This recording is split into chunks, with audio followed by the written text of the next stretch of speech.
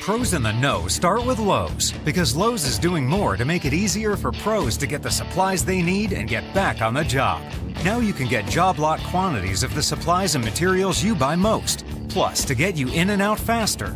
Key items are now right up front where they can be bought and loaded up quickly with help from our dedicated pro loaders. Stop by the Pro Desk at your local Lowe's to learn more.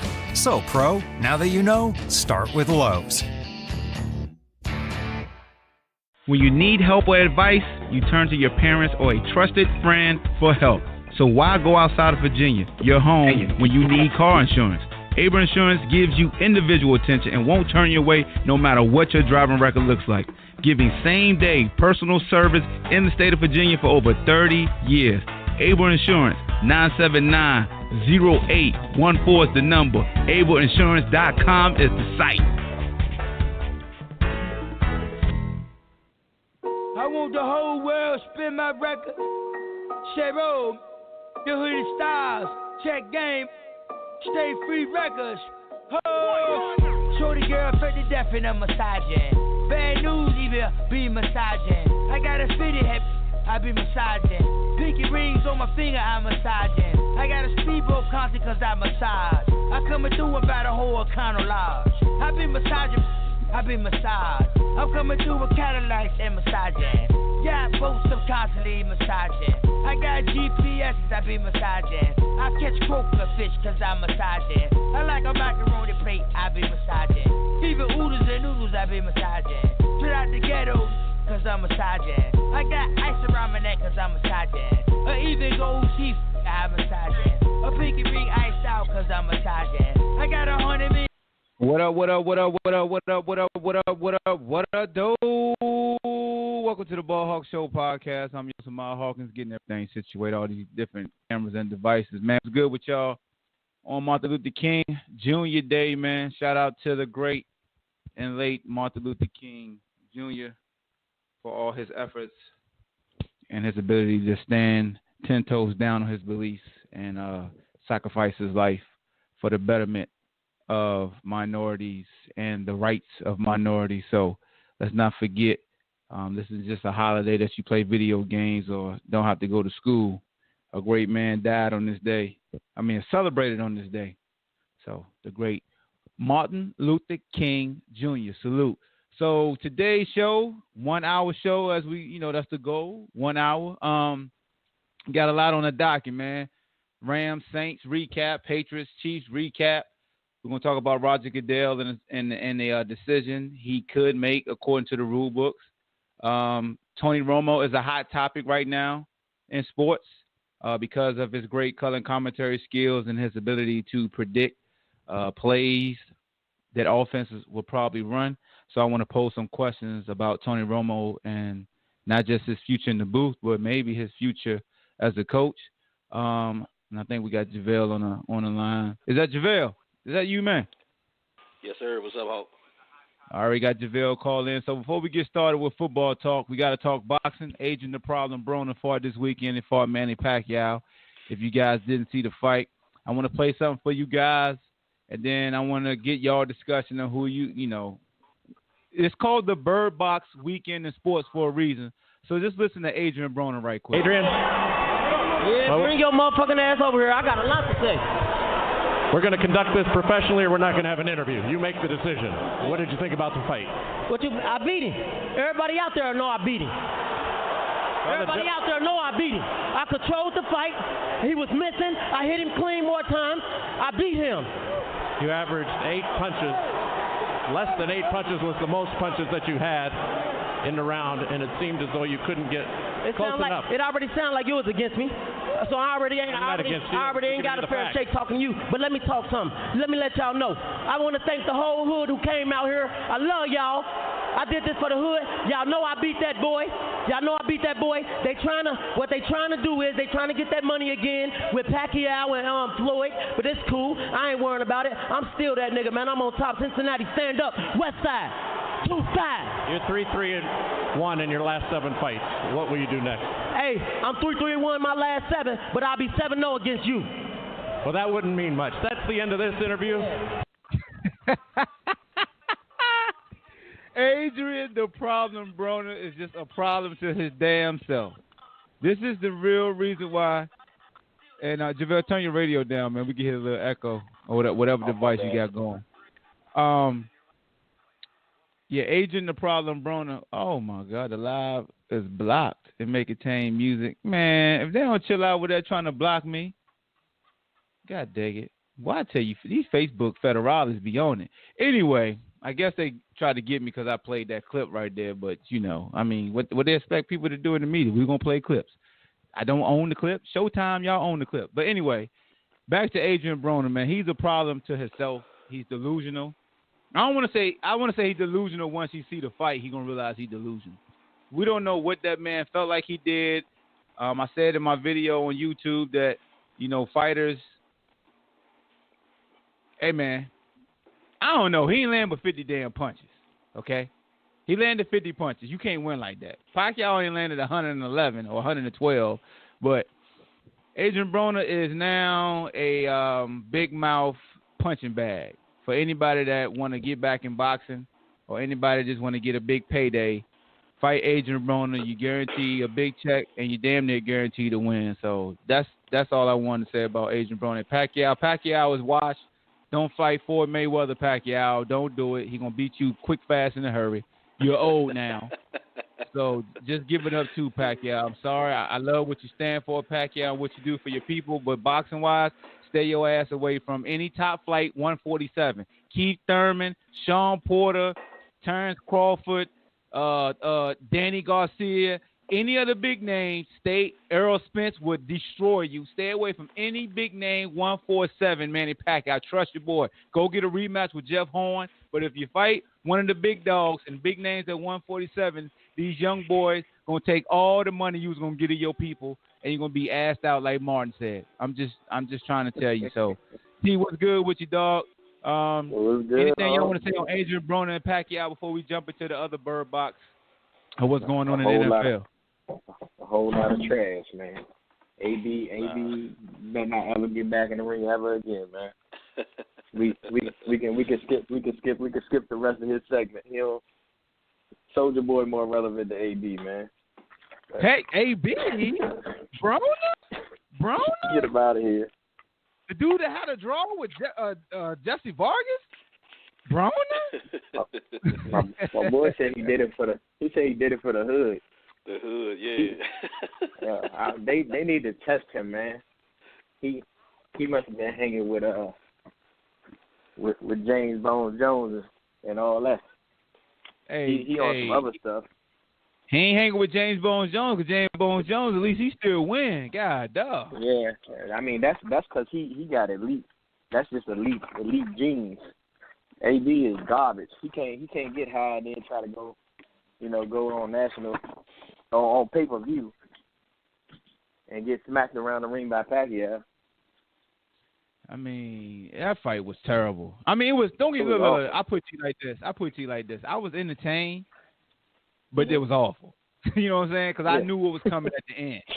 You feel what I'm saying? So this was probably the worst Broner fight I've ever seen. Like, the fight with him and Jesse Vargas was good. The Mikey Garcia fight was bad, but at least Mikey was punching him in the face a lot. You know what I'm saying? So this probably was the least, out of all the Broner fights I've seen, this was the least entertaining, point blank period. But let's go ahead. We're going to transition away from Broner. Broner, salute to you, brother. You get your checks, but yeah. So let's go ahead, man. Elephant in the room. We're going to go ahead and we're going to talk about it. The game that everybody want to talk about. We're going to talk about the Rams and the Saints. We're going to get right down to it. What we're going to do about blown calls like we saw in the red zone, that PI. What we going to do about it? Yeah. We ain't doing nothing about it. Hey, look, Roger Goodell ain't going to turn on his referees, man. That's one thing we know for sure. Ain't no going back and fixing it. It's blown calls in every game. They just, ain't in the red zone. So for all the folks that don't know, there's a rule in the NFL rule book, Rule 17, Section 2, Article 1, that states the commissioner has the sole authority to investigate and take appropriate disciplinary and or corrective measures if any club action, non-participant interference, or whatever. You know, he can overrule. We got too many big words that I don't want to sound out on air right now. Okay. So, but my thing is with that, Hulk. My thing is with that, it was a wrong call. But if that's going to be done, it has to be done every week of the NFL season, not just the playoffs. But I mean, it would almost have to be if that play determined the outcome of the game. You know what I'm saying? Like, because yesterday that clearly happened. Because if that PI was called, they could have ran the clock down and kicked the. You know what I'm saying? And it would have been a wrap. You know what I'm saying? The Rams wouldn't have got the ball back. I got my hand up. They would have ran the ball on first down too. Hey, I got my hand up for this. Hey, so why they didn't run the ball before? It was clearly after 2 minutes. Yeah, why were they throwing it in the first place? But they could have ran it down and kicked the field goal. You can say that in hindsight, but I mean, it doesn't change the fact that it was clearly a missed call. I mean, you can't say it's missed calls every year, bruh. It's missed calls every year. Yeah, that's probably the worst missed call I've ever seen in my life. No. It's not the worst call you ever seen in your life. What? Remember what happened with Brett Favre when they hit him in the backfield? 10 minutes after the whistle went off? You remember that? And he got hurt, so punch drunk, he over here throwing interceptions. Remember that? Oh. Everybody want to talk about revisionist history or whatever. And let's go to the tuck rule. We can talk about the tuck rule too. That's probably the worst non-call ever. Or I'm sorry, it was called, but they made up a rule to kind of back up Tom Brady. But that's another story for another time. But I mean, one call don't dictate a game killer. I'm sorry, I ain't going for it. And even still, they still had a chance to beat them. They still had a chance to beat them. I don't want to hear it. I think here's the thing that gets lost. Anytime we talk about calls, everybody always says a lot of calls, but you have to fix it. Like this doesn't fix the issue. This just every year we're gonna bitch about a call that should have been made instead of making sure a call like this doesn't go unnoticed. Like the face mask. Does that play need to be challenged? Well, let me get to the point. In the CFL, they have a rule to where they can review calls like that. Like that interference call or the face mask call, things that can determine that. Like it's almost like basketball. The last 2 minutes, if the refs got to huddle up and the ball went out, we could go to the monitor. It's like certain parts of the game where a call can't be missed. I mean, let's all keep it a stack. We know that if it happens in the last 2 minutes, we're gonna say they lost the game right here. That's the human reaction, and sometimes it's the truth because it was a turning point. Yes, Sean Payton should have ran the ball on first down. Yes, he should have did this. Yes, they should have had a chance to do that. But to me, that allows us to gloss over the issue, and that is, was that referee a former Ram or not? Yeah, I just saw an article on that like 30 minutes ago. Is that true? Yeah. I don't know if it's true. It don't matter to me. Let me look it up. But here's the thing too, Hawk. Here's the thing too. Huh? Even if they do convert it, they get the PI call, right?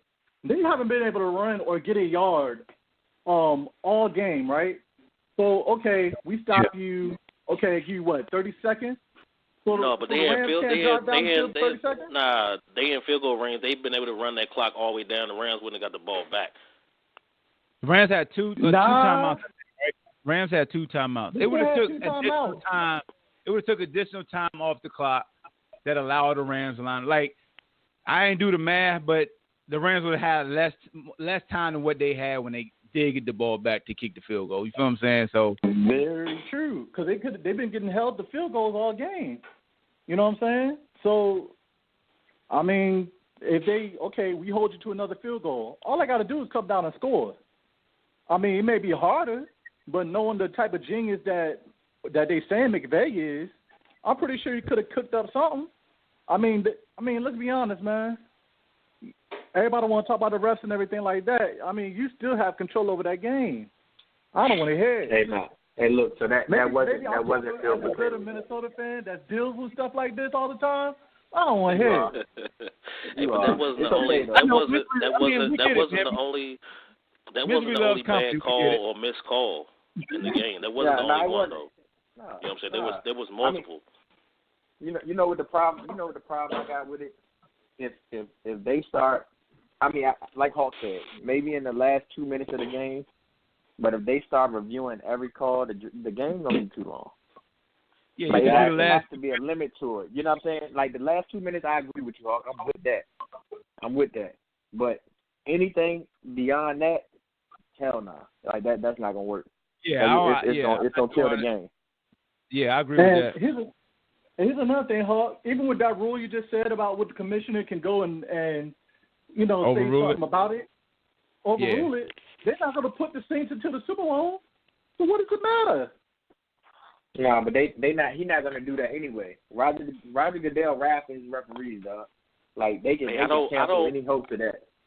I don't know if that is going to make the game. Go ahead.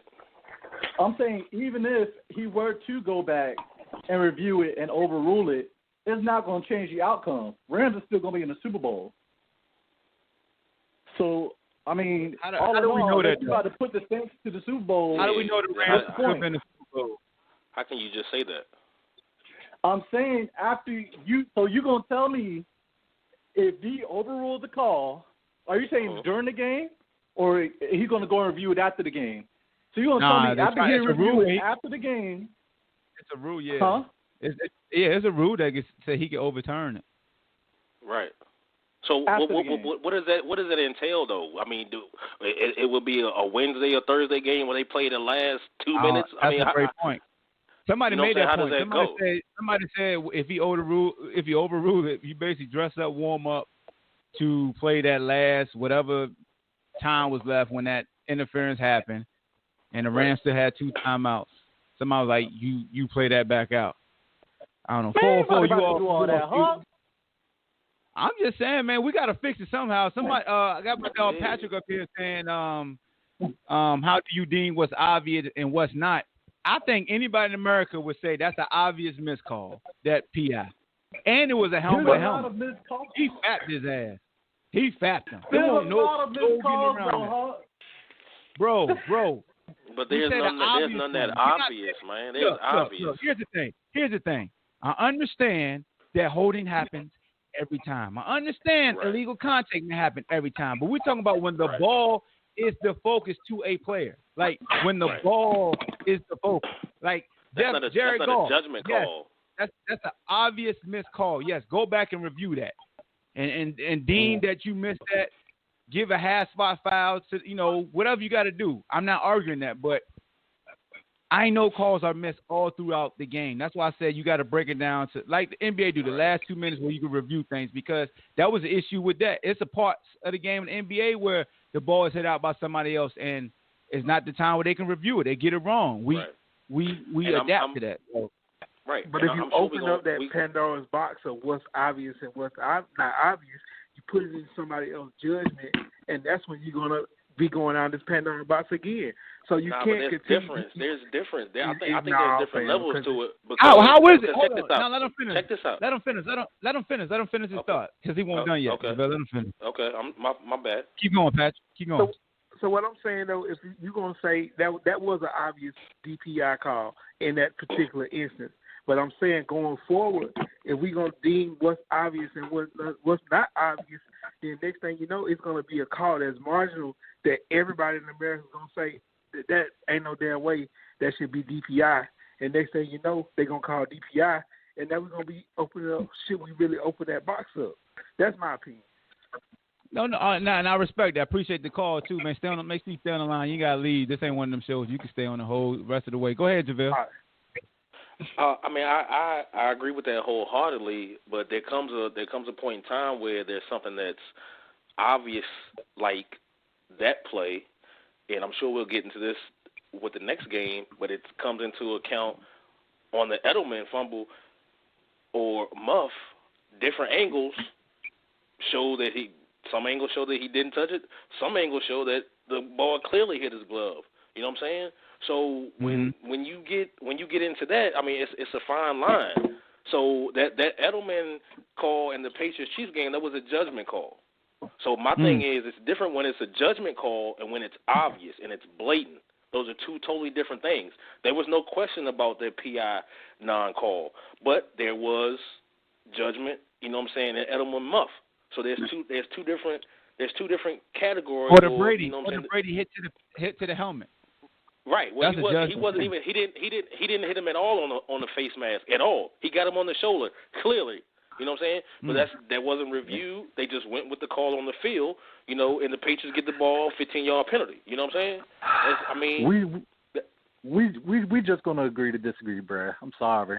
I feel like, listen, man. You don't need to. You know what I'm saying? You still had a chance. Like and you don't want nobody else to get the love now. You still had a chance to win the game, so I don't want to hear it. And even still though, when you it's been missed calls all year. They're not going to do nothing to change it. If they do try to do something to change it, they're probably going to make it worse. Just like with the whole catch rule crap and these other rules that be going on. They're going to make it worse. That got better this year. The catch rule got better this year. That got a little bit better, yeah. Because your boy but the catch rule got a lot better. His would have been deemed incomplete yesterday, back 2 years ago. That one-hand catch. Well, I'll give you that one. But, I mean, there's different rules, even with the kickoff where they took all the excitement out of the kick return. So, I mean, come on, man. It's like you want more rules. They already took hitting out the game. So, I mean, it's damn near flag football. So, I mean, come on, man. What else you want to do? The way technology is set up now, regardless of what stadium on any Thursday, Sunday, Monday, Roger Goodell is in, okay? If he has that power and authority, if there's a questionable call, forget everybody else. Not leave it up to the man upstairs who's running the replay or the head white hat who's, you know what I'm saying, going under the hood. It could be where Roger Goodell can view each and every play regardless of what the call is. If it's a judgment call and it's going to be to the point where it was in yesterday's games, he should be able to make that call right then and there. If he's going to be the judge, jury, and executioner of everything, you know what I'm saying, the way technology is, he could do that every game. Every single game he could do that. He's not going to do that. And the reason he's not going to do that, is because you got to think about on any given Sunday how many games is going on at one time. Number one.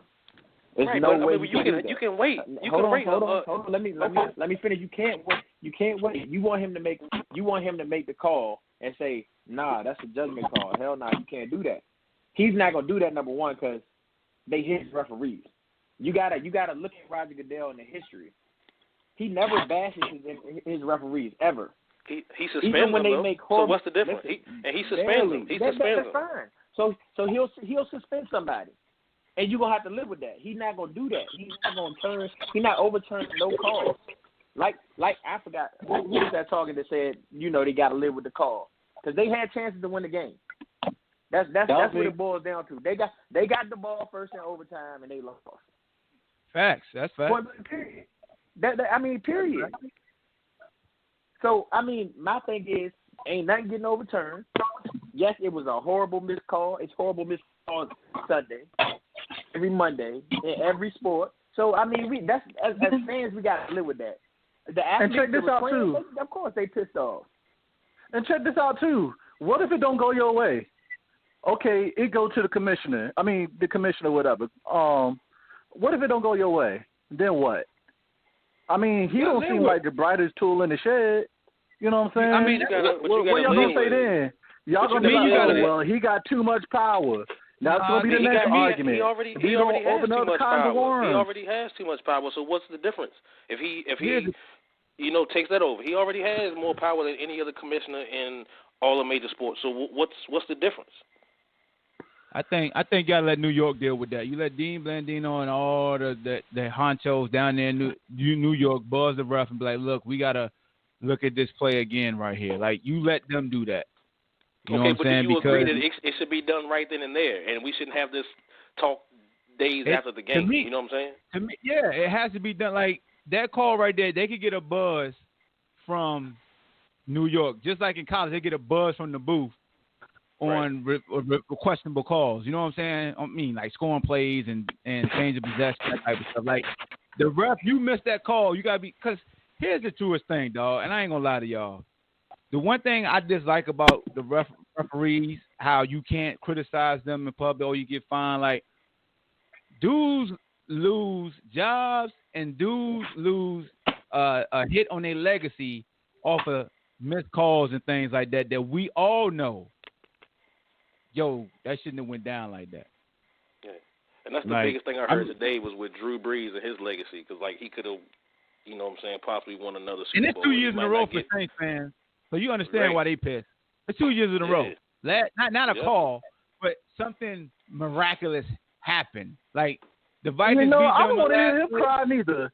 Nah, bump all that, Hawk. I don't want to hear him cry neither. Because he had plenty of time to throw, too. He couldn't throw a lick yesterday. And everybody want to talk about some, he, you know, this, and this. If old boy would have turned around, it would have been a pick. Then what? It don't matter, man. You can't. Y'all, come on, man. Y'all playing too much with these refs, whatever. They still had a chance to win the game. The defense still had a chance to stop the Rams from scoring, and they didn't stop them. They did. And that's where it goes. They had a chance. But are we out here? I was about to go way left, and I caught myself. I was about to talk about R. Kelly, his situation, but it's too early. You won, Dirty, because I was about to go way left to try to make a point. I was like, nah, can't do that today. So you got me right there, because I had a nice rebuttal, but the world ain't ready for that rebuttal. Hold on. You're right. Hey, man, but we're going to break down the game right quick, and then we're going to New Orleans. The Patriots game, because that was a good game. So, basically, this game, the Rams demonstrated again that defense comes to play. We saw what they did to Zeke in the running game with the Cowboys. The Saints, they had no running game, and they couldn't throw the ball like that either because, Drew Brees, what did he throw for? Let's see, 249, two touchdowns, an interception. Ingram had 31 yards of lead. The Saints, Kamara had 96 yards. All they had was Kamara coming out the backfield. Ted Ginn made one big catch. Michael Thomas, for his trash-talking self, was limited to 36 yards. It's a whole different issue when you got the chain snatcher back there where Oakland's finding. So that's what it was, man. The Rams defense been coming to play. And then they've been running the football and they've been balances in the playoffs. Yeah. Go ahead. So in the playoffs, the Rams defense is what we thought they were going to be healthy coming into the season. You know what I'm saying? Yep. With those two shutdown corners, you know what I'm saying? And people were running on them because Wade Phillips had to change, and give more help to his secondary and not be able to go man. You know what I'm saying? That's why yesterday Kamara with 11 receptions out the backfield. Like that's totally different. But 96. Michael Thomas was shut down though. You know what I'm saying? So it's different when you can focus on, that one guy. And I thought going into this season, if the Rams were healthy like they are now, they had the best defense. Yeah. There you go. In the NFC. Health at the right time. They got healthy at the right time. They shut the New Orleans Saints down to under 300 yards of total offense. I don't want the referee in this discussion to take away from how great that defense played versus a high-octane offense known as the New Orleans Saints. To hold them under 300 yards of total offense, that's going to get the praise because they had a defensive front that can make you one-dimensional. And then that same defensive front can get to the quarterback and make things very uncomfortable because they get pressure in your face. Not off the edges. Yep. They get pressure up in your face where the quarterback can't climb the pocket. And that's why I've been really impressed with the Rams since they got to the playoffs because we're talking about a young coach in McVay, so here's the thing. The two quarterbacks that I say what I was teasing and say they were bust, teams then went to the Super Bowl back-to-back years. Wentz, when we drafted Wentz, they got to the Super Bowl last year and won. And now Jared Goff, they both going to play Brady, the greatest of his era. So it's just a testament, man, to how Sean McVay fell into a good-ass team, though. I just want to throw that out there to you, JaVale. He fell into a good-ass team. I heard that did, bro. Just now, Tro. No doubt. I heard you. Hey, but Hulk, what I will say. I heard you, Hulk. The greatest of his era.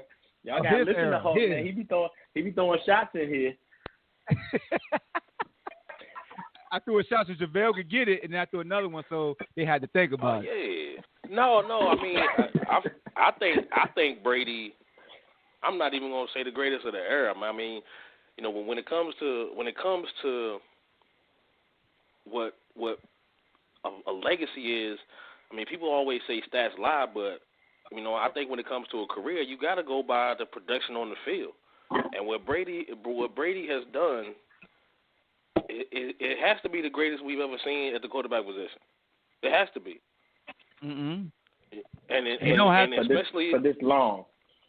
And especially with quarterbacks more than anything, people look at rings because that's the biggest determiner of the Hall of Fame. Because quarterbacks like Dan Marino, you know what I'm saying, and the discussion with Phillip Rivers this year, you can put up great numbers, but if you don't have those rings, people don't give you that respect. And I feel a quarterback like Troy Aikman. Troy Aikman's numbers are not great. He just had a great supporting cast and a great team. You know what I'm saying? Like if you look at Troy Aikman's stats, his numbers don't blow you. They don't blow anybody out of the water. But he had Emmett and Michael Irvin and Novacek and probably the greatest offensive line on one team for 6-7 years in a row. You know what I'm saying? So it's a lot of variables that you have to look at, you know what I'm saying, when it comes to greatness. But I believe that other than Randy Moss and Gronk, Tom Brady has not had any passing options. Hey man, stop that it. were just Stop it. average players. Don't sleep on Deion Branch, bro. Don't get on Deion Branch, bro. You know what I'm saying? Deion Branch. You sleep on Deion You Branch, said bro. Deion. Stop it. Hey, listen. Stop Listen, it, man. listen. You got don't even forget about. You gotta look at all. He got some of the best slot receivers. He's had some of the best slot receivers in the NFL. So is Julian Edelman going to the Hall of Fame? Wes Welker. You said what? Man, is Wes Welker? But I'm saying, what you can't say they're the best. What does that even mean? You can't say they're the best. You can't say they're the best. You can't say they're the best. I said some of the best. The comment he just made was I mean, I see a lot of catches slot. that say he. I mean, I see a lot of catches that say he deserved to be in there. You know what I'm saying? You love stats. So let's go to their stats if you want to do that. You love numbers. Right. Okay. So let's go to their numbers. Okay. Listen. What their numbers aren't Hall of Fame numbers. Okay. You sure? Sure about that? But yeah, so you can't say they're the best of all times or some of the best if their numbers don't stack up to the best. You just said that he has had some of the best. And pull up Julian Edelman. Pull up Wes Welker and pull up Julian Edelman right now, son. I'm trying to tell you. Look at the numbers. Hey, Hulk got his laptop in front of him. I can go load mine up, but I know Hulk sitting in front of his. So hold on. When Wes Welker was a part, like here's the thing, JaVale, and you made some great points. I don't want that to get lost in anything because it was good. So check this out. You in your diatribe, you said one of the key things I think helped your argument with discrediting Troy Aikman because you talked about Emmitt Smith, Novacek, great offensive line. But when you said offensive line, you said great. You used the word great because for everything you just used to diss Troy Aikman, you kind of give ammunition to the other side because we look at that continuity, that major factor in all of Tom Brady's rings is a great what? Tight end. I don't think his offensive line is great. I think their coach is great. Thank you. The coach. Their coach. So when we talk about how Belichick can throw anybody. Hold on. Anybody on the offensive line, and it works. Hold on. Let me finish. That lets you and they put people in position to be successful. That's how good of a coach he is. All right. Here's the biggest telling stat, and somebody in the background like making hella noise. That's me. Go ahead. So here's the thing that jump out to me a lot about Tom Brady when people try to make a point for him being the GOAT, the greatest of all time. They always diss he don't have receivers, right? He don't have receivers. He don't have this. And I be saying to myself, are receivers not open when he throw the ball to them? Are they covered and he throw them open, or are they open? I think it's scheme, Hope. Bro, I think are it's they scheme, open? man. You are they still got to open? get open in the game. You still got to get open. Element is always open, just like Wes Welker was always open. They always open Even when he had his 2 tight ends. When he had I agree. Hernandez. I understand your point. But how many of these receivers? How many of these receivers do anything before or after they get to the Patriots, other than Randy Moss? How many of these receivers are game changers on any other team? Wes Welker did. That debunks that. Wes Welker did. Wes Welker. Okay. Yes, he did. But that's he did. That's the only one you can name, right? Okay. That was the big name dude. That was with Everybody else was out of the league. Everybody else was out of the league, bro. Everybody else. Oh my God, dog! But you can't have caveat. So what has Brady done away from New England Patriots? But he hasn't been on any other team. All right then, okay. Most of these receivers ain't been on any other team. They out the league when they done. Yeah, well, what are we doing? Right now? The goal is getting the championship. What else is there to play for after you've been there multiple times? Here's the thing that I'm trying to explain is when we talk about, you just talked about Troy Aikman, you discredit him because of the greatness around him, but the greatness around Brady, we use that to elevate him.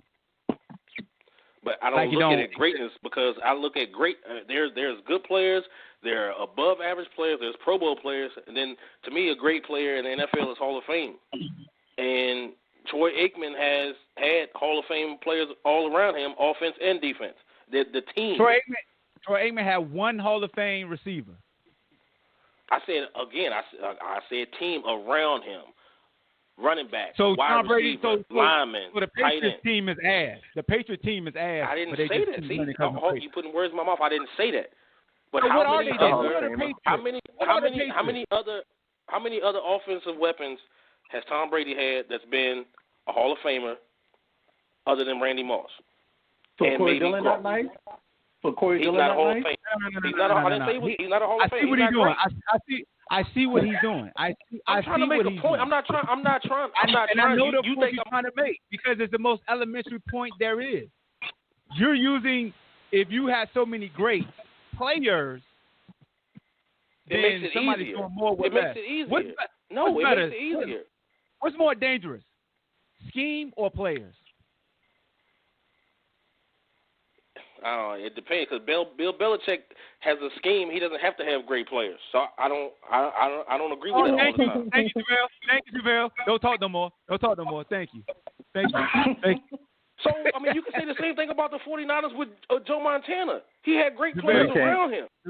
JaVale, you just said something that hurts your whole argument. You said he got a scheme where you don't need great players. You just said it. I didn't say that. Right, but he has done it without great players. The Cowboys didn't do it. You can't make that argument. The Cowboys didn't do it without great players because they had great players. They had multiple Hall of Famers. So how can you can't differentiate that? You just said Belichick don't need players. He got a scheme. Right. You said that. I didn't. I understand that. I know I said that. That's why I think what Brady has done is more impressive because he hasn't had great players around him. He hasn't had his team. I understand. I'm agreeing with you because so Josh McDaniels' offense shows you that you don't need Pro Bowlers to be highly successful, right? It's not Josh McDaniels. That's Belichick. Shit. Belichick was still successful when Josh McDaniels went to the Broncos. How many rings did Belichick win without Josh McDaniels as the offensive coordinator? When Josh McDaniels left, did they win a ring after that? Nope. Well, he was with the Broncos 2 or 3 years. They didn't go to the Super Bowl at all. Did they win when Josh McDaniels left? They did not win the Super Bowl. Again, I'm not saying winning. I'm just did they go? You just try to do it with other players when they left the Patriots. What did they do? So what did they do when Josh left them? What did they win a ring? Nothing. It's like when people say hey, it's 40 on the line. It's 40 on the line. Here. Yeah, he right here. That's I want to talk to my Patriots. He's the biggest Patriots fan I know. That's my man. I want to hear his opinion. So 40 gonna make me gonna hush me? I didn't say he's gonna make you change. I didn't say he's gonna make you change. He gonna get this work just like you. He get this work just as much as you. Man, I don't duck nowhere. You can't tell. I don't care. I don't care. I didn't say you was ducking nobody. I said I want somebody else's opinion. I said I want somebody else's opinion. Somebody co-sign and save your ass right now because you said I don't need you to save me. You can't give me no other Hall of Famers. You can't give me no other Hall of Famers. You cannot give me no other Hall of Famers that Tom Brady had other than Randy Moss. You just helped me. Whatever, man. You helped me. Whatever. So how many Hall of Famers? How many Hall of Famers don't got rings? But they not great because they don't got rings, right? Other than quarterbacks, again, and I preface that at first by saying quarterbacks. I said quarterbacks are judged on rings. Now, that's what I said. You brought out motherfucking Corey Dillon. You think Corey Dillon was a great player? Are you serious? He was great with the Patriots. I'm just saying. He was great. Come on, man. And he was great, and he was good when he was with the Bengals. I mean, yeah, like he was trash. He won't. I'm just saying. And then for you to say how Julian Edelman isn't a Hall of Famer, I mean, I hate to say it. I hate to say it. Come on, man. Come on, man. I don't listen. Hey, I mean, y'all say different. You want to know something that's so brilliant? A bubble Hall of Famer like a Chad Johnson couldn't even get on the field with a scheme like the Patriots. That lets you know right there. That scheme probably real good. He couldn't even get on the field. And also, hey, Hawk, I'll put it to you like this, because, I mean, I had to give it up to Tom Brady yesterday. I don't really, you know what I'm saying, this is the second time I had to give it up to him after the whole Atlanta fiasco. But the thing is like this. Tom Brady had a system put around him, right? Starting with the system. The system was pretty much carrying him. It was, you know, for him to come in and be able to take Bledsoe's spot. As you see through the years, you start to see him perfected. He doesn't have the gifts as other quarterbacks may have, but the one gift that makes that system work is the fact that he gets rid of the ball so fast. He has the quickest release I've ever seen, and that's what makes him different from everybody else. He not quick. He's not going to run out of the pocket too much. But even with the offensive line, it works that he doesn't have the greatest offensive line if the ball is coming out 2 to 3 seconds. They're not running long routes. He was throwing long routes with Randy Moss because, yeah, they had better protection than he could. But, I mean, even still, when you have the system that he has, I mean, you got to think, a lot of the long plays that they actually have is after the catch. It's never like a bomb. You know what I'm saying? So, I mean, especially they had Brandon Cooks last year. And they let him go. So his scheme and the team you go to, especially as a quarterback more than any other position, maybe 75 to 80% of how your career will play out? If Aaron Rodgers was on, if Aaron Rodgers was coaching too, but if Aaron Rodgers was your coaches. It's up to a because coach. Jared Goff was straight ass with Jeff Fisher. And everybody thought he was going to be a buck. Documented that Jeff Fisher was ass. It was documented. Except Steve McNair. Here's the thing, and Vince. Here's the thing. A coach's job is to see what your player does best, what their strengths are, and build around that, especially at quarterback. You build a system around what your quarterback does great and stay away from what he struggles at. Tom Brady is a guy that can hit mesh routes, can hit arrow routes, swing routes, angle routes, digs. He's a guy that's a midfield surgeon. Like, he can kill you in between hashes, outside the numbers. All the short throws, he'll kill you on that. Tom is not a deep ball thrower because he's never truly been asked to always sit back there and throw deep. Like you just said, with Randy Moss, they started letting it go. They had to match up. Cool. But it just amazes me how, and to me, I don't see nothing wrong with that. I think Josh McDaniels and them are excellent in what they do with Tom because they understand what Tom likes. Tom wants to get the ball out quick so he don't get hit. Tom understands that when you get the ball out quick, you got to Joey Bosa saying, damn, dog, hold him to the ball longer than that. That's no, I'm not knocking none of that. But I just find it funny how it's not the same for every quarterback. Because we call a lot of quarterbacks dink and dunkers. But you don't hear that about system quarterback. You say system quarterback. System.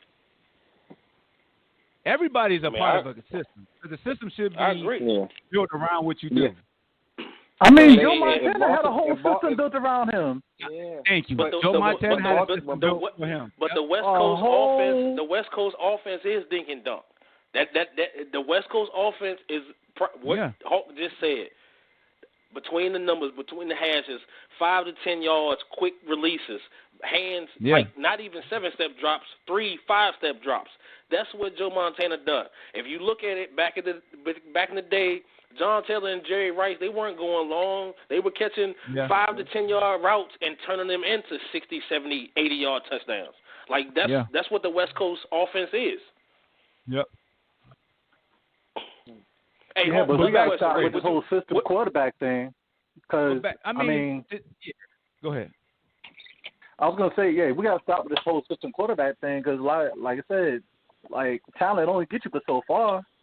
And honestly, if like I said, what is Peyton Manning and Tom Brady best beat you at? They beat you pre-snap, and they're, like I said, they're the quickest at getting the ball out fast.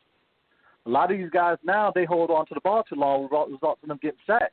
I mean, he talked about how Aaron Rodgers would be a beast in that system, but the problem I don't think that would work because he's so talented.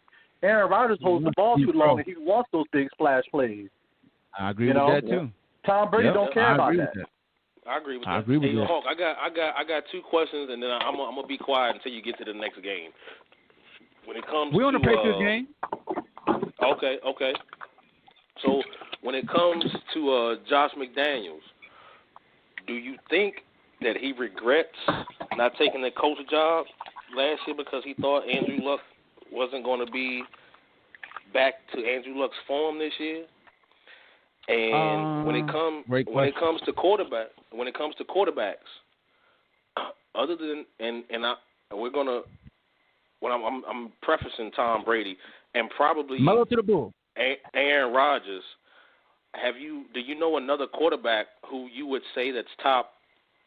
Let's just throw a ballpark figure, 10 all time. Other than Dan Marino, has there ever been a quarterback who hasn't had a bona fide Hall of Fame wide receiver? Nick Foles. Nick Foles is a Hall of Famer. No. Listen, you missed the question. He said, has there ever been a quarterback that didn't have a bona fide Hall of Fame wide receiver? A top 10 quarterback. He said top 10 quarterback. Well, Donovan McNabb, earlier years, he had Freddie Mitchell and We're not talking about early years, bro. We're not talking about early years. I'm just talking about in general. We're talking about top 10 overall. So that's a good question. Because other than Dan Marino, he had Mark Clayton. He went 4 times to the NFC Championship with nobody until he got T.O. T.O. was only there 1 year. Andy Reid's a great offensive mind. Andy Reid's a great offensive mind, brother. Yeah, his great offensive mind ass ain't been to the damn Super Bowl but once. You saw that yesterday with his great offensive mind ass ain't giving defense a break. Because I understand, but Belichick's a great coach, man. They do. Man, you know what? They do. I agree with that. I'm glad you. Hold on. Okay, before you go there, answer my questions first. I'm about to. Before you go there. Okay, I'm sorry. My bad. Hawk. My bad. Calm down, Hawk. I'm not excited. The mic was close. So, Josh McDaniels, I don't think he regretted because for the simple fact is he understood. Somebody cut their radio down in the background. Look, man, the Patriots the perfect situation for him. You feel what I'm saying? Like everything's set in place. The organization does a great job of drafting, developing guys. And even though Andrew Luck is healthy, he still would have to come through New England. You don't lead the greatest of his era to go with a gamble and Andrew Luck, in my opinion. And to answer your second question, I mean, Aaron Rodgers and Dan Marino, only 2 guys I could think about without off the top of the dome. Warren Moon have any Hall of Fame receivers? What's my man? Didn't the dude who went to Buffalo play with Warren Moon before he went to Buffalo? I done headbutted too many people, so sometimes I forget. No, actually, I don't think he even went. But I forgot the little light skin dude with the Jerry curl. He wasn't. Jerry curl. He definitely not in the Hall of Fame. And he light skin. No, he made it 2 years. He made it 2 years ago, but he wasn't the one I'm talking about. He made it from Buffalo. Andre Rison. I mean, I'm not Andre Rison. Motherfucker, what Andre? 83. Man, Reed played with Warren Moon. No. The other Lofton did. James Lofton did, not Reed. Yeah, I don't think Lofton made the Hall of Fame. But Lofton played with Tennessee before he went to Buffalo. I don't know. I don't think Warren Moon. And then you got Drew Brees. I don't think Drew Brees gonna have a Hall of Fame receiver. That's a good point. That's the only ones I can think of. Joe Horn was like that though, but I mean, I guess he's not really Hall of Fame. Yeah.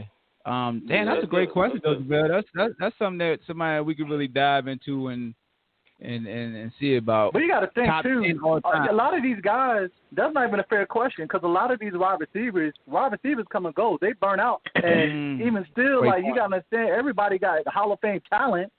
Josh Gordon had a Hall of Fame talent. But when it comes to the wide receiver position, the Hall of Fame voters are stricter on their position maybe than any other. It takes wide receivers years, whether it's Chris Carter, Art Monk.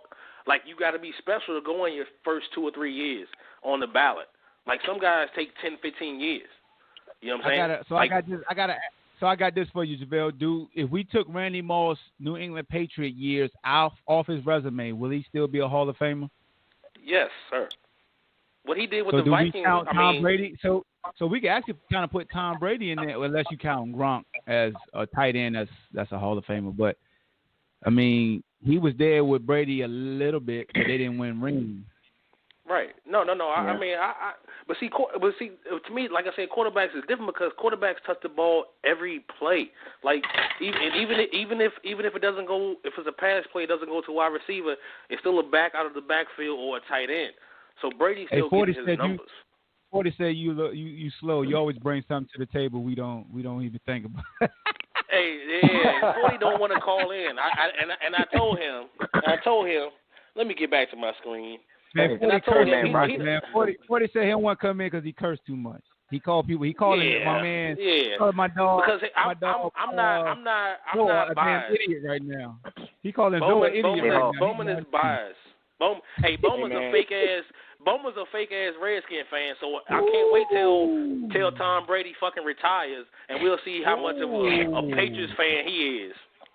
Well, I mean. Hey, Hawk, Melo in Chicago. What happened? Because your boy, Melo's in Chicago. Tom Brady. Yeah, I heard he got released already. That whole system up. You said what? I said Tom Brady messed that whole thing up because Garoppolo was supposed to have been the heir apparent. That's what Bill Belichick was going to move along with. They got the same agent too. Tom Brady's smart. He got the same agent. Go get that money, double dip. But Melo got released, I heard already. And I heard he got released. He got released already?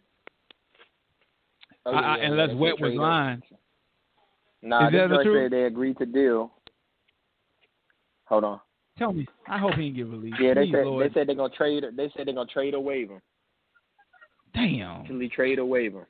Man, we can't even have a Melo celebration. Not play a game for the Bulls. God dang it. I mean, he's gonna go to LA. Yeah, he gonna go play with Bron, cuz. He going to play with Bron. Man, I ain't trying to hear all that, man. I'm mad, man. I ain't talking no more. How we gonna cut Melo just speaking of being mad, because I gotta do some cooking real quick. Hey, hold JaVale, because I gotta get it hard. Hey man, I heard your little soliloquy about Duke and BA, right? So I just want to say you was real light when talking about Zion, talking about they got dunked on the other side, and they carried back and dunked on the other dude. No, your boy got shacked on. Sean Kemp, Charles Barkley. Like, come on, man. How you gonna disrespect? How, bro? You know he got dunked on harder than you just say he got dunked on. Come on, man. No. I'm not. You're a UVA fan, but come on, man. We had technical difficulties. What did you just say? What did you just say? I couldn't hear. What did he say? I'm not even gonna do that. What'd you say? I couldn't hear you because my sound effects was going on. What happened? What happened, Dane? I hear you. I hear. I see what you're doing, huh? It's okay. Zion, when he dunked on J Huff with the and-1, when he got fouled on the wrist and he still muscled it down and fell down and got up and not needed jump in the celebration. Yeah, he got us. Hey, yeah, he had to not. He had to not need celebration. You a Duke fan? You a Duke fan, homie? No, he a North Carolina fan. Oh, really? Oh, so why are you even talking about us? Damn, he left? Cricket. What the hell? Nah, he a Duke fan. He a Duke fan. Oh, is he? Oh, yeah, man, that's fuck. I mean, hey, he gonna call hey, Hawk.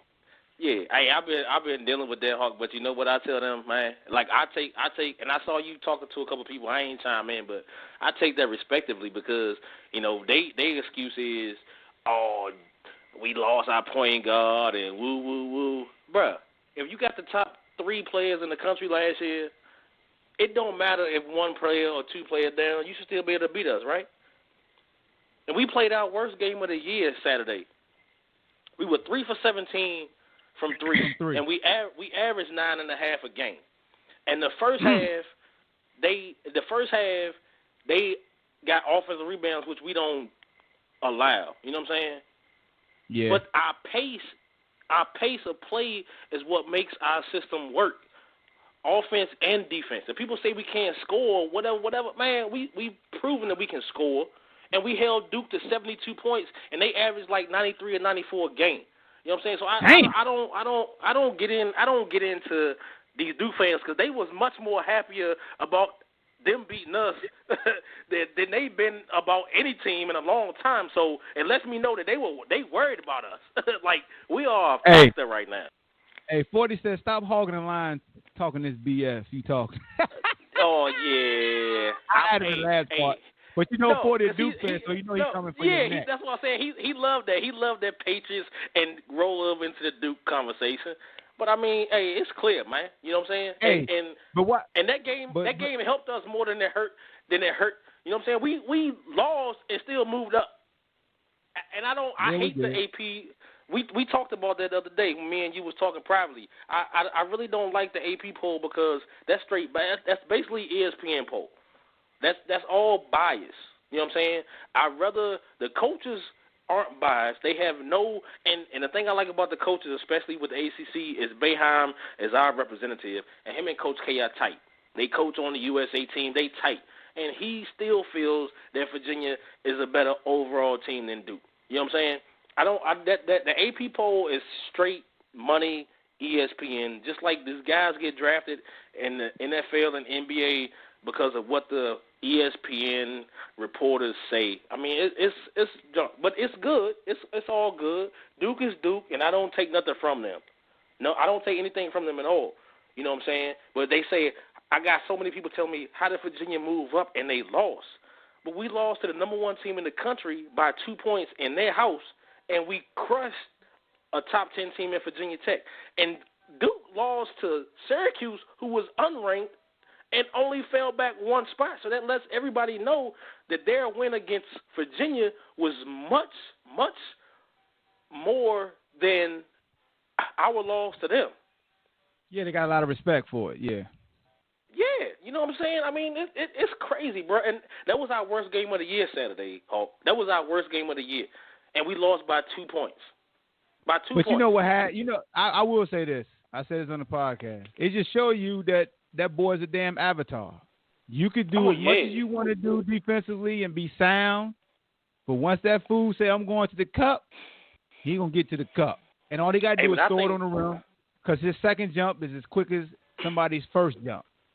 I think Jones being out actually helped them in the fact that because Barrett and Zion, they were having to slash out on the perimeter almost every possession.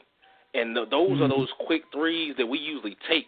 And that big body and that wingspan, like, that threw us off, like, big time. It happened on multiple possessions. You know what I'm saying? And, I mean, it is what it is. And Duke was playing up. That's why I was upset when they lost to Syracuse on last Monday because they came to play. You know what I'm saying? They was probably looking forward to Saturday's game. You know what I'm saying? Hey man, but Duke Kryptonite gonna be anybody that run a zone on them. Dare them to shoot. I mean, let's just keep it a stat. Duke is not they're not a jump shooting team. But they got some damn flashes and scores. So if you play man to man, you better pick your damn poison because it's hard to play man to man versus them all game long and expect to do. And that's what Boeheim killed them on their zone because they can't shoot. They can't shoot from the perimeter. They athletes. They're not jump shooters. Yeah, and then we see that all the time. Basketball got to do is be his athlete. And Zion gonna go left. Give him the ball on the right wing. He gonna dribble one time with that right hand, cross over to the left, and once he take one step, I dare somebody get in his way because he's gonna jump over your ass. Yep. And he shows you. And I mean, the kid not just gonna settle for jumpers. So you got to get that dude that in that aspect. Zion is not going to be influenced by you backing off. Like if you play him like you played Ben Simmons, he gonna eat that. He gonna eat that cushion up. He just gonna drive to the cup on you. You know what I'm saying? That's one thing I respect about the young blood is that even R.J. Barrett, he just said, you know what? Kihei on me, I'm taking him all the way to the cup. I know he's a good defender, but I'm longer than him. I'm athletic. Right. I'm going to take my chances. And I respect, that's why I ain't bitch about losing that game because Duke didn't fall into the jump shooting spell that we always want them to. They went to the cup. They did what they had to do. I wasn't upset. I wasn't upset about that, man. You know what I'm saying? I mean, obviously I wanted us to win, but I mean, I wanted a loss. I didn't want it to come to Duke or Carolina or Tech. I can say that. But, I mean, as I told you, at the end of last season, I'm not about regular season no more. Like, I expect this right now. You know what I'm saying? Us being top 5, 10, I expect that as long as Bennett is still on the sideline. But, I mean, a loss is a loss, man. You know what I'm saying? People upset about how did we move up? We weren't the only top 4, 5 team that lost. Michigan lost to a Wisconsin team we already beat. we already beat Wisconsin. You know what I'm saying? You know what I'm saying? And it's just I just don't like the political aspect of the college athletics. You know what I'm saying? Because Duke losing to Syracuse, who was unranked, they should, even if they beat us by 2 points, they should have dropped down to 5 or 6. Syracuse was unranked. I think that what saved Duke is that they beat us. It balanced it out. Because we know in basketball, one loss doesn't dip you like in football. Basketball, they give you more leeway with a loss. Right. That truly helped them out. You know what I'm saying? Even it out. And then the loss. Who lost? Michigan lost. Yeah. Michigan lost. Like so that's that what helped keep them right there. Right, and that's probably what bumped us up instead of staying at 4 is because we beat Wisconsin. That's who beat Michigan. And not only that, Tech was a top 10 team. That wasn't even a game. Yeah, we dogged them. They was top 10. Yeah, we dogged them. You know what I'm saying? And that's the other thing about Duke. The week before that, they almost lost to Florida State, which we destroyed as well. So I'm much more of a believer in the coaches poll because they don't have any bias, man. And the AP poll, so you know what it is, JaVale. Let's just keep it a stack. We're not sexy. We're not attractive. Oh yeah. I mean, we're gonna go ahead and put it to bed. That's what it is. In order for you, if you're the number one team, you got to be box office. It's like boxing. Either you're going to be Floyd Mayweather or you're going to be Andre Ward. Nobody wants to see Andre Ward fight, but he's just as good of a damn fighter as Floyd Mayweather. But his ass don't talk.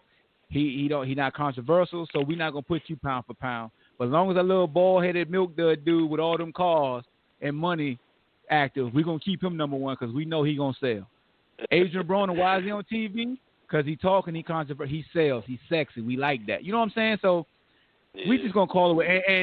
And Duke box office, they show up. Like they might lose, but damn it, their games ain't considered boring to the casual fan. Like a casual fan cannot watch UVA, and I'm a UVA diehard, but a casual basketball fan is not gonna like watching UVA at all.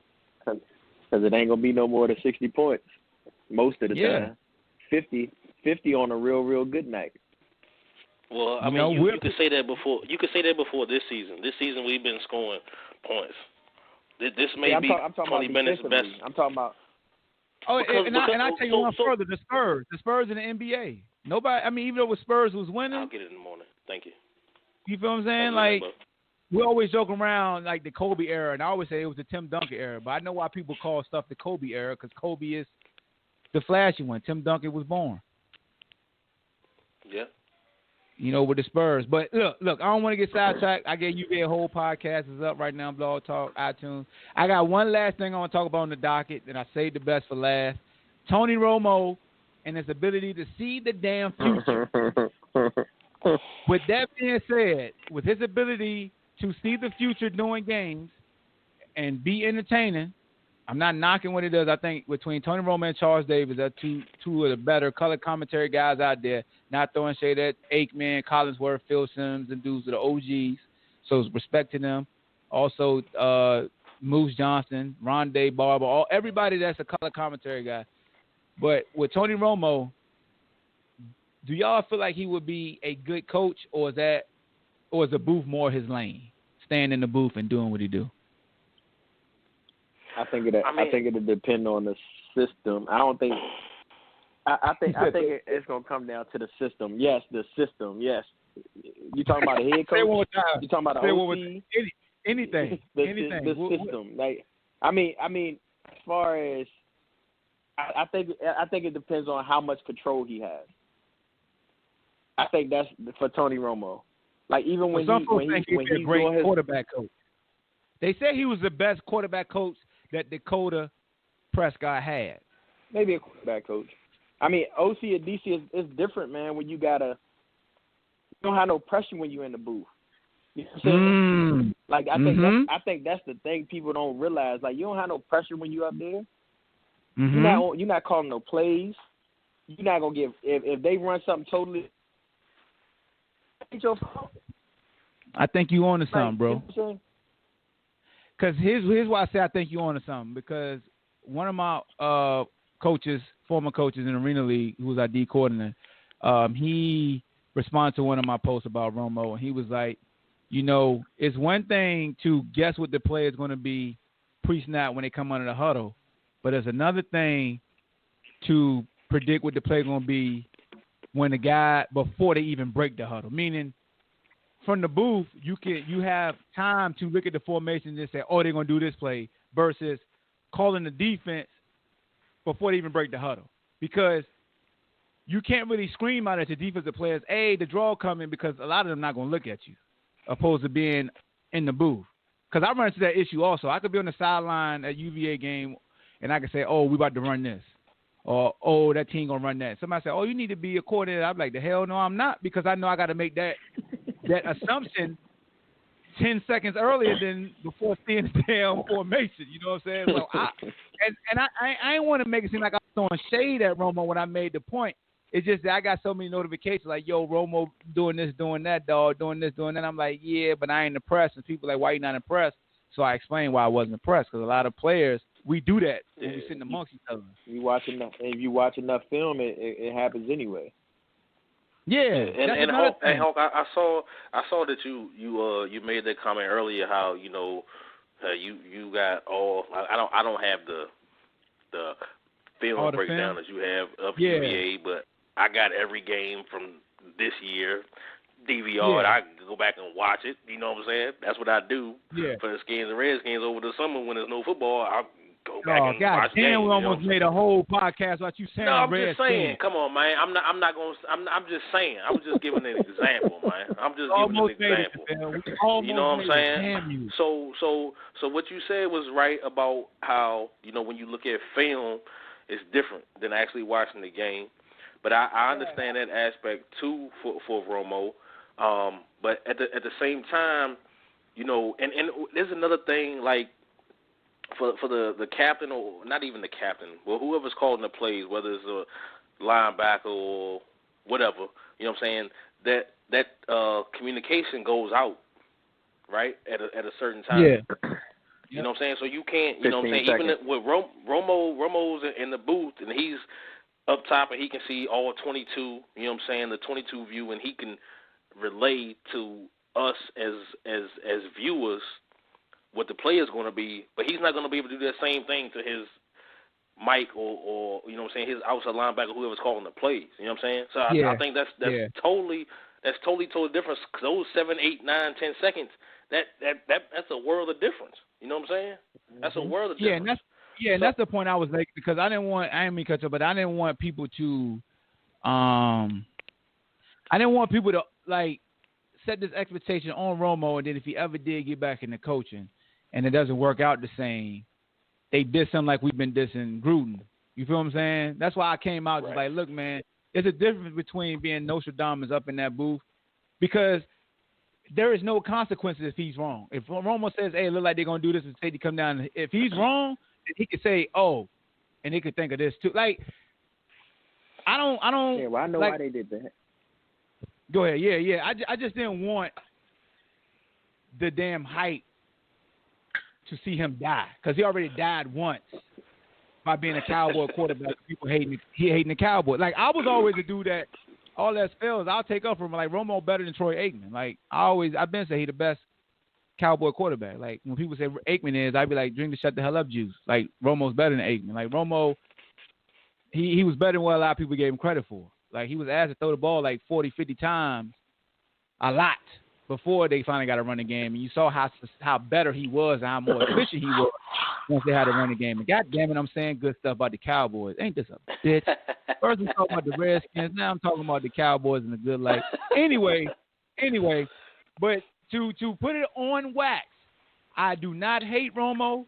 I do not think Romo is not a great commentator. He's a great color commentator. I'm just saying, yes, it is impressive that he can guess the play before, because it demonstrates that he takes this craft very seriously. A lot of the color commentary guys are dinosaurs, and they don't break down the film. They don't take those game plans and really study them. Romo shows that he pays attention to the game plan, to production meetings, and to the walkthroughs. He takes advantage of the access that he is granted before the game. That's why I love that Romo can guess the play, because it's showing me he's doing his homework. And Troy Aikman and Chris Collinsworth and them need to step their game. I know Chris Collinsworth watch film. I don't want to throw him in it. He watch film. Hella film. I know he do for a fact. But Troy Aikman be on that dust. Yep, I agree. I agree with it 100%, Hulk, and not even Troy Aikman, because I think Troy Aikman does a decent job. The only problem I have with Troy Aikman, or more so than Fox, is they put him mostly on Cowboys games.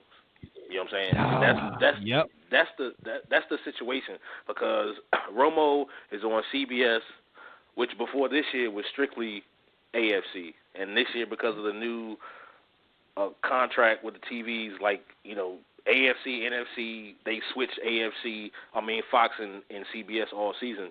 But the only thing that Troy Aikman does is, out of the 16-game regular season, he does 12, 13 Cowboys games. And he's straight biased. And I understand he has a love for the Cowboys. It is what it is.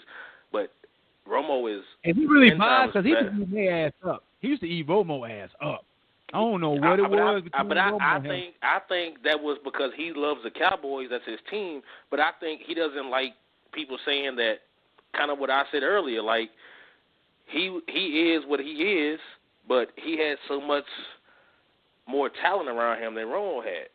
And if that makes any sense, I think it's, you know what I'm saying. I think it's a little. I don't know if jealousy is the right word, but, you know, I think all that plays a factor, because great athletes tend to be jackasses, basically. And you know what I'm saying? And they have these personas and these auras about them that they think they're the greatest, regardless of the team or regardless of the era. But yeah, I definitely think Romo. That's what made them successful too. That being an asshole is that mind over matter that pours out that a lot of people hate. And I don't know what the money is, but I definitely think I like I said, I like Aikman. I think he does a good job, other than him being on too many Cowboys games. But I really think Romo is good, and they are both 10 times better than Jason Witten. I don't know what the hell ESPN my God, Jason Witten. He is the worst. Like, Jason Witten. Jason Witten is probably he's the worst. You know why he's so bad, color commentator. You know why he's so bad? Because of Booger McFarland. Because he be arguing with Booger ass all the time. Booger got the job of a lifetime, bro. I'm sorry, Booger got the best seat, I can't hate on you, I Booger. love to ride on that joint. Oh, my God. Yeah, we talking about this. That's crazy. Booger McFarland got a whole contraption for. Usually people who ride that contraption, the dudes who control the damn sideline camera. Yeah, or they got the sleeves on their arms for timeouts. He got his own little contraption, look like a baby in a high chair, not the mama looking self. Not the mama. Hey, he got one more year. He got one more year. If he has another year next year like this year, he's done on Monday night anyway. Hey man, I want look. Here's the thing. I just want one game to substitute for Booger McFarland because I don't want to say no Captain Obvious stuff like he be saying. And then he be arguing. They be arguing each other like, God damn, bro. Y'all ain't Shaq and Cole. Shaq and Charles. Yeah. They trying to be on, what's the Area 21 like KG. Like they try to make that first take type of scenario on Monday Night Football. But yeah, man. But back to Romo, man. Because, a lot of fans don't hear when you really praise somebody. I don't dislike Romo, okay? So don't get my post misconstrued like I was throwing shade at Romo. I was just putting it in perspective. Me personally, Hulk, I'm saying it's time to go. I see the Miss Hawk got the eyes up. I know. Good night. That's the countdown. Yeah. That's the old cat clock that used to be on Big Mama wall. They used to go from side to side. Hey, but the talk about Romo, should he go into coaching? Here's what I would do personally. I would stay in the booth because you get paid pretty big.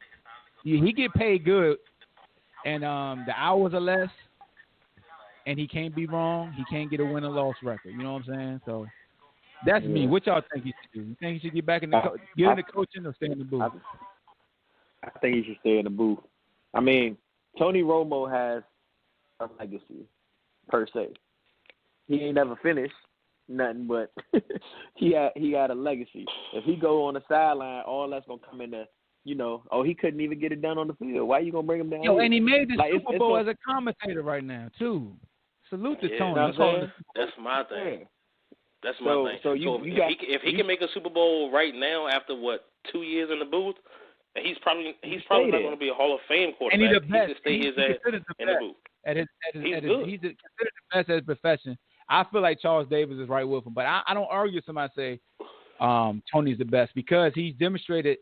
I love him because he busts his ass to prepare for games. Both teams, he knows them inside and out. When you listen to what he says, he's educating and giving you a synopsis of top to bottom what's going on in the thought process. So that's why I love when they bring in former, especially quarterbacks. And I'm not a quarterback, but when a quarterback is willing to go behind the mic, that lets you know how much they got to think about pre-snap. That when we say a quarterback's just trash, I'm like, by whose standards? Because them motherfuckers got to know a lot. And, The one thing I say about Romo, and like I said, I'm a Skins fan, but I think what he's done the past few years is great. But he reminds me a lot of John Gruden because John Gruden done the same thing. John Gruden was on top of his game when it came. You know what I'm saying? And I think that's how Romo modeled. You know what I'm saying? His color commentary after because John Gruden was doing the same thing. He was telling you, well, they're going to run this play, or they're going to do this, or the blitz is coming from here, or extra protection is coming from this side. Like that's what he did. You know what I'm saying? So I think getting $100 million.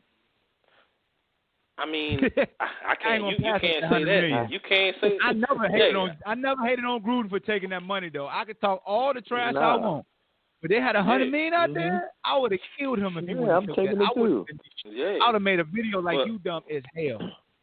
Yeah, but so, I really think Romo saw what Gruden done. You know what I'm saying? His last 2 or 3 years, and he modeled himself after that, and I think he's on that level. I'm not saying he's gonna get $100 million because he's never been a head coach, but he has been a starting quarterback for 10, 12 years in the NFL for the most prominent franchise in the league. So I'm not gonna say nobody's gonna pay him $100 million, but if he has another year next year, I'm at $70, $80 million. I don't think it's all around. Hey, look, I won't put nothing past anything because John Lynch got a front office job. You know what I'm saying? With 49ers. You know what I'm saying? Like I don't put anything past anybody because JaVale, when we talked about the college polls, we said all the time, hype. What's the heat check on you? Like right now, Romo is the hottest thing out. If Romo, if he keep this up, CBS, and he keep, dissecting plays and becoming a fan favorite, he has the cachet to be like, I want to be a head coach. Yeah. And then somebody will be like, I want to sell tickets. I'll give you a job, Romo. How much you want? I wouldn't put it past anything. And I'm not, that's just the nature of the beast. But I just wanted people to really understand that I won't hate on Romo. I won't try to serve no shut the hell up juice. But hey, it's funny you said that.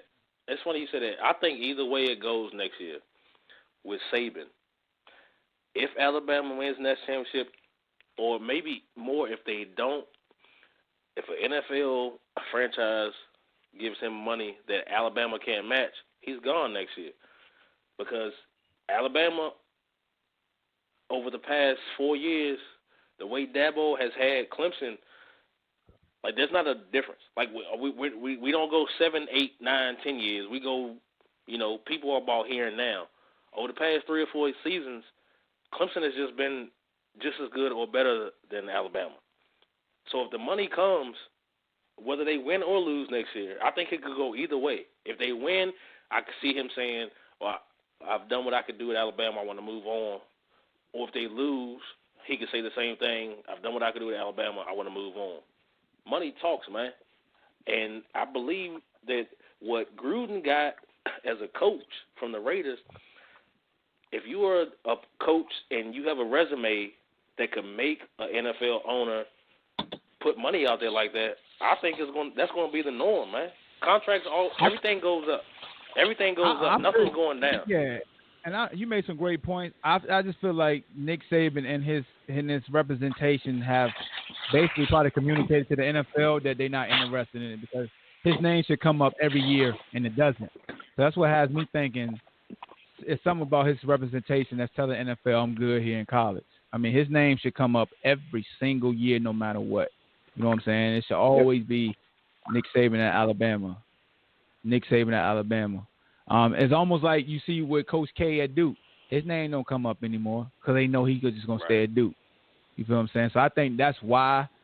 But you made a great point. If they throw $100 million at Nick, I'm going to Alabama. I'm slapping the hell out of him. Like, dog, if you would take that money, matter of fact, I need that money because I just slapped you. So go take that money. And he's already the highest paid college coach already. Like, I mean, and he got a good job, man. And I don't mean that it's easy, but from his standpoint, it's easy because he can delegate everything now. Like, he has pipeline. Recruits and coaches send tape to him. He don't have to go to databases. The database comes to him. They knock on his door every morning. Hey, coach, you see my tape? I'm 5-star. Here you go. You feel what I'm saying? So, at his age, Pete Carroll, reason why he came by the NFL because he was about to get busted in the NCAA. The Reggie Bush whole scenario. Yeah. But Hey, but somebody asked me. So JaVale, somebody asked me since you're on here. My man Chris West said, "Can we, sir, shut the hell up, juice of UVA fans who think it's a problem between Cal Guy and DeAndre Hunter." Did you see the little 10-second clip? Apparently, that Cal Guy looked mad at DeAndre Hunter. Come on, we can't. Hey Hawk, I saw that, but I'm not going to get into that because the program we have is not about one player or the other. You know what I'm saying? And teammates have rifts all the time. Like whether somebody thought they should have been passed the ball, or I'm not gonna get into that, man. That's not the type of program or the system that Coach Bennett runs, man. You know what I'm saying? It was I said it was a non. I thought it was a non-factor. Yeah. It was nothing. And Guy, and at first people were talking about, Guy didn't do this. What do you mean? He averages 15 points a game. He scored 14. It was 1 point less, and him and Jerome had the same amount of points. It wasn't that, man. We just We didn't get stunk it up from 3. That's it. We just shots it up that from we 3, got man. from 3. That's it. That's it. Up. It was good looks we missed. I 3 weeks from today, I'll be in the house. I hope to see you. Duke comes to town, and I want to hear all this same shit that all these Dukies are talking because we took this loss. We took this loss good because we weren't worried about it. I got one question for you though, because I thought about my podcast. I want to hear your thoughts.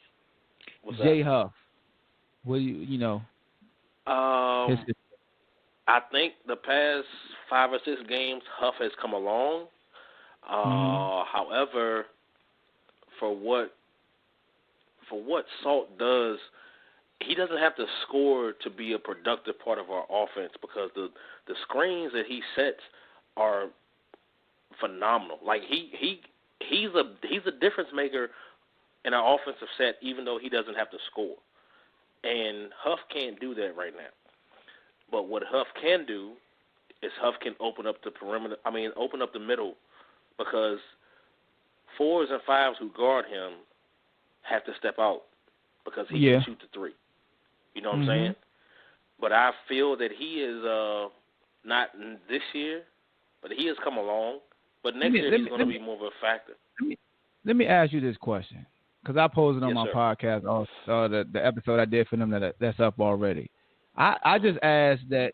I saw people was coming at Jack Saw, and I said this was the wrong game to come at Jack Saw about some damn Jay Huff. I feel like you can actually use some of Diakite's minutes and give to Huff. I wouldn't mind having 2 7-footers on the floor.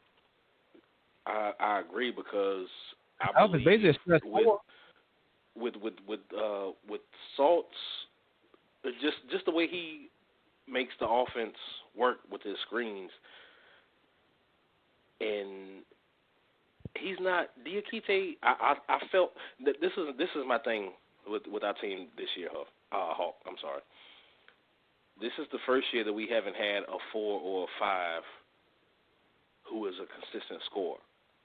From Mike Scott to Akil Mitchell to Isaiah, we've always had a 4 who we could throw the ball into every 3 or 4 possessions down court, and they could get a bucket. You know what I'm saying? What's the other kid name that had the good hair? Anthony Gill. Yeah, and Gill. You know what I'm saying? To me, Gill was the one who you could throw it to and they could get buckets.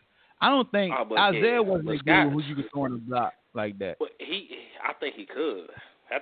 Isaiah was basically a little bit better coordinated and faster that could shoot free throws Jack Saw. Yeah. Do the little things. No, I agree. But Jack got that girth. Like, people scared. Like wings and guards come across the middle, they look for him. And if you could put, remember I told you, and you got upset with me. You got upset with me. It was like whatever. It was the 2nd or 3rd week of the football season when I went to the game. I think it was the Miami game, and I hit you. I was like, "Yo, I went to the scrimmage before the game with this." I ain't talking about no damn scrimmage. Listen, I know that's what you said. That's what you said. Hey, but Kie, man, hey, I know he only 5'8", 5'9", but the defense is what the coach wants, man. And especially if you got that on-ball defense, like if he can learn to stop, because he makes bad decisions. And I really put the game on him the other night because he had 3 or 4 turnovers. And when you lose the game by 2 points, those 3 or 4 turnovers come back to haunt you. You know what I'm saying? You know what hurt him? You know what caught up with him that he can't control? His height. His height on defense. This is the first game where somebody that truly he ran into a high level guard that truly understood how to use the size advantage versus him. But the thing I think about that is if Jones was, like I said earlier about Guy and Ty, because if him Jones not being there, it would have been different because he would have been on Zion Jones. and Barrett they flashed out like almost every possession. So just them flashing out, putting their arms up, and that they had to handle the ball. 7-foot wingspan. And that helped Duke out. Right, that's what I'm saying. That helped Duke out more than people understand that. You know what I'm saying? Yeah. So go ahead. I ain't mean to cut you off. No, but it helped them out, and you know, like I said, I don't take anything away from Duke and all, but that was our worst game of the year, and I'm happy. You know me, I'm probably the diest UVA fan you know, and I feel that. What's that? And on that note, I'm gonna let you finish your thought, and then you gotta take us out because it's 7 o'clock and I'm way past the limit. But I want you to finish your thought. Nah, but man, good show, guys. We're wearing bandana and stuff. I ain't gonna be able to see. She gonna black both my eyes. I'm just joking, America. I'm just joking. She's not violent. It's just like I was joking about Troy Aikman on Dust. You know how you gotta comedy these days to get you in trouble. So my wife don't hit me, and Troy Aikman don't do Dust. Because it was probably a year ago when I thought she was blacking them eyes. Remember when I was talking when you wasn't there? I was like, yo, okay. Oh, yeah, I do. That one was crazy because y'all was like, Chucky Baby was like, damn, where Hulk go? Damn, I don't know, man. Yeah, that was crazy. Go ahead, Dustin. Nah, but good show, fellas, man. That's good, man. It's 7:02, so we good. But He's still here. We come back tomorrow on Wednesday, Hulk. Yeah, oh yeah, definitely. Tuesday and Wednesday, baby. We back on the dock. So we got to talk about Melo tomorrow. We talk about Melo. Damn it. Yeah. But we don't play till 9 tomorrow. I feel real bad about Wake tomorrow though, because they about to get that thing put on them. Damn, Danny. Yeah, I like Daddy, but we got a whole lot of backed up energy coming tomorrow, bro. But all good, fellas. All good. I'm about to go watch this VPI Carolina game, see what's going on. But man, you call him VPI. You so disrespectful. That's how you know you're disrespectful. You call him VPI. Yeah. So any nice word, subliminal. I like that. Yeah, any Carolina or Virginia Tech VPI fans, I'm going to watch them because I'm an ACC fan. You know what I'm saying? So and I don't like either one of you, so I really don't care who win. But I just want to see a good Carolina game. fan. Oh well, hey, Tech is good. We just treated them like they kindergartners and we seniors. Yeah, that's all. Oh well. It be like that sometimes. Oh well. I ain't worried about his old well. His old wells don't mean nothing. They don't hold no weight around here. Hey, what you got before you take us out? What you got? Hey, you want to shout out Denzel, man? He the only Rams fan I know in Charlottesville. Yeah, man. Shout out. Yeah, man. Shout out my boy Denzel, man. Hey, man. Shout out Able Insurance. Yes, sir. If your insurance high, you better get on the phone and call them tomorrow. Because I got insurance for him and it's A1. Yeah, but yeah, so shout out Able Insurance. Shout out my man Hawk. Shout out the crew.